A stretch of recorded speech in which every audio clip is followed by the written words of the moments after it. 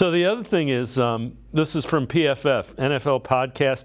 Here's an analytic view of how good the Browns defense has been. One other note here, minus 4.1 EPA per play for the Titans on first and second down. That means every time they ran a first or second down play, they were almost giving a point to the Cleveland Browns, 0.41. I mean, they had 6 first downs in the game. Oh, yeah, it was bad. They had 94 net yards.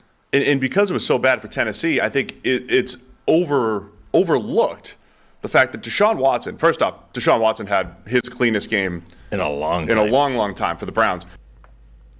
So that EPA is estimated points per play, and if you're minus 4 in that, they're basically saying you're putting your offense in a hole. That's that is data that kind of just illustrates how good this Browns defense has been.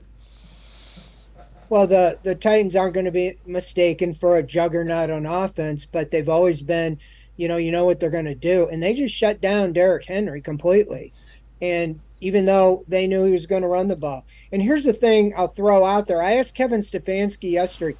Jim Schwartz said the most important statistics to him and what he emphasized the most are points allowed and takeaways.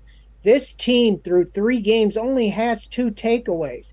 Delpit has them both. He recovered a fumble against the Steelers, and he had the interception against the Steelers. They got 1 touchdown after the interception. That's it. You know this defense is going to take the ball away, and when they do, it could be in bunches because that's how things go. But the silver lining is they're holding teams to low points, but they haven't even taken the ball away yet. And I'm pretty confident some of these strip sacks by Myles Garrett or Zadarius Smith are going to lead to fumble recoveries. They're going to lead to interceptions by Juan Thornhill, who's a ball hawk back there, Grant Delpit, Ward, Newsome, Emerson. Walker dropped one last week. So I think that's kind of a silver lining in this is they haven't even started taking away the ball. They've turned the ball over I think they're -5. They've turned over the ball 5 times more than or 5 more times than takeaways. So that's it's a bad stat, but it's going to change. They're not this bad at taking the ball away. They're just been good at getting off the field in 3 plays, 3 and out, punt.